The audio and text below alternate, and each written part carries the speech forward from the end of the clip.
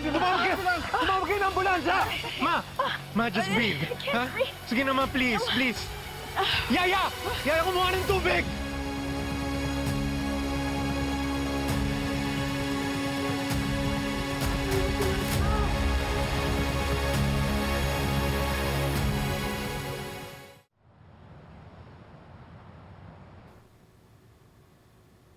Sige na, mga anak. Tulog na kayo, ha? Mami, how's Lola? Anak, hindi ko kasi alam eh. Hindi pa nagre-reply si Daddy. Call him, Mommy. I want to talk to Dad. Anak, busy si Daddy. Madaming inaasikaso yun sa ospital.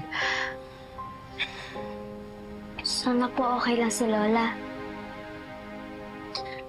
Mga anak, fighter si Lola. Kahit ano gagawin niya para maging okay ang lahat. Tsaka mahal na mahal kayo noon. Kayong mga apo niya, pati si Daddy Marco. Kayo mag-alala, okay? Tulog na. Sige na.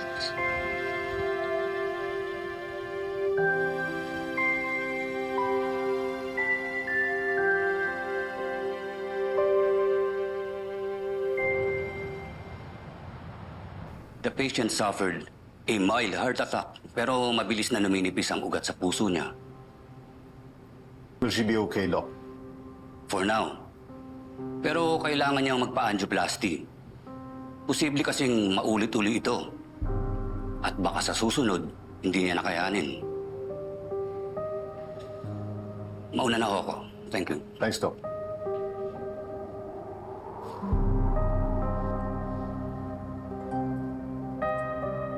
Your mom will be all right.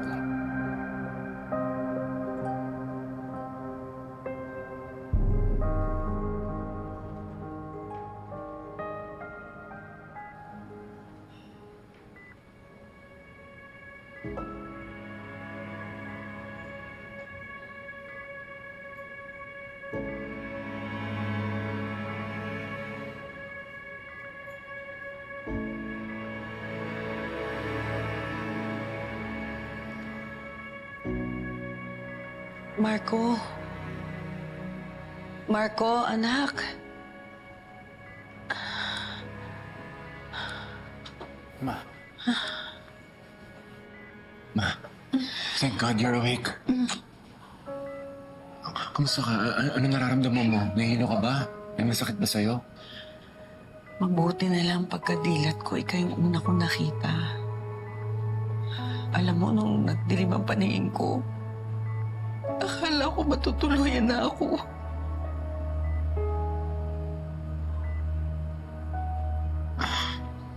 Ma, ako na yung humingi ng sorry sa mga sinabi ni Vanessa. Pwede ba, anak? Ayokong pag-usapan si Vanessa. Kumukulo yung dugo ko sa kanya eh. Marco, ayoko pang mamatay. Gusto ko pang mabuhay. Para sa inyo. Kailangan niyo ako eh.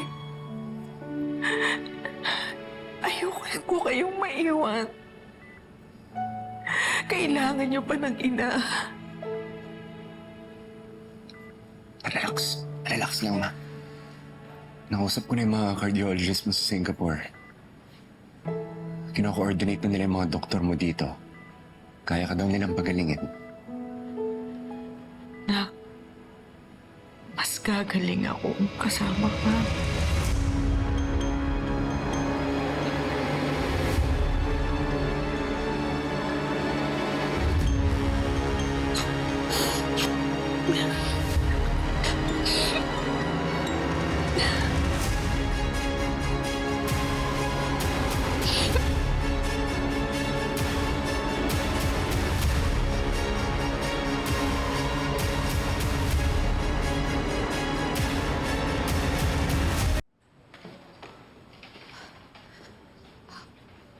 Nurse, saan pa yung kwarto ni Mrs. Sylvia Panganiban?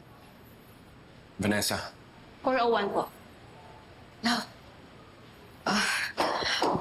Si Mama, kamusta siya?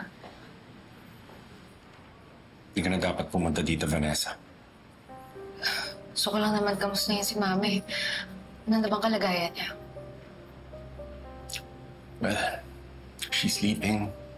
She's okay. Bumalik ka na sa bahay. Sandali. Teka. Marco, balik ka ba sa akin? Ano sa tingin mo? Hindi ko naman sinasadya yung nangyari, love. Hindi ko alam na may sakit sa puso si Mama. Kung makinig ka lang sa akin, hindi na dapat aabot sa ganito. Inaawat na kita, ayaw mo pa rin tumigil. Daldal ka pa rin ng daldal. Alam mo, yan ang hirap sa'yo eh. Puro sarili mo lang iniisip mo. Minsan feeling ko hindi na ako yung asawa mo eh. Minsan naisip ko para na lang ako robot na sunod-sunuran sa'yo. You don't mean that. Sinasabi mo lang yan dahil stress ka. Totoo naman, di ba? Kung ano yung gusto mo, yun yung masusunod. Hindi importante sa yung opinion ng iba. Yung pagbukod natin. Yung pagtira ni Angel sa bahay. Hello, kung hindi ka naman agree sa mga decision ko, you can say it. Sinabi ko! Sinabi ko!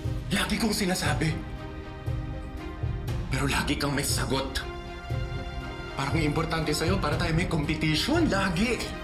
Kung sino may pinakamagandang argument. Vanessa. Pagod na ako. Napapagod ka na. Marco, tinatanong kita. Napapagod ka na ba sa atin? Kailangan ko na bumalik sa bahay na anak na ako ni Mama. Umuwi ka na bantay mo yung mga bata.